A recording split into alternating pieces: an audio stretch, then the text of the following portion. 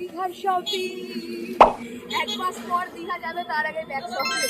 যাই বলো, শপিং নিয়ে কিন্তু মেয়েদের একটা আলাদাই ক্রেভিং থাকে, আর সেটা যখন হয় কোনো ভেকেশনে যাওয়ার জন্য।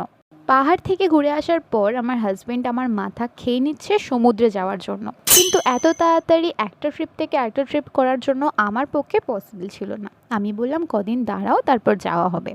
তো এমনই একটা দিন ছিল, আমি ভাবলাম যে আমার কাছে ব্যাগের কালেকশন একটু কম আছে, তো আমি ট্রাভেল ব্যাগ কিছু কালেকশন করে নিই।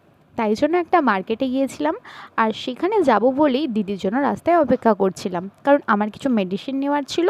আর এইখানে দাঁড়িয়ে টাইম পাস করছিলাম, একটু আইসক্রিম আর কোল্ড ড্রিঙ্কস খেয়ে গলাটা ভিজিয়ে নিলাম। তারপর দেখি দিদি দূর থেকে স্কুটি নিয়ে শাঁ করে আসছে। আমিও আইসক্রিমটা খেতে খেতে বাইকে উঠে পড়লাম আর চলতে শুরু করলাম আমাদের সেই মার্কেটের দিকে। আমি আগে ভাগে ব্যাগটা এই জন্য কিনে রাখতে চাইছি যাতে দুম করে আমার হাজব্যান্ড টিকিট না কেটে ফেলে, আমাকে বলে প্যাকিং করো, তখন আমার মাথায় বজ্রাঘাত। সো ফাইনালি খুব রিজনেবল প্রাইসের মধ্যে এই সুন্দর একটা ট্র্যাকিং ব্যাগটা আমরা নিয়ে নিলাম। কেমন লাগছে তোমরা কমেন্টে জানিও।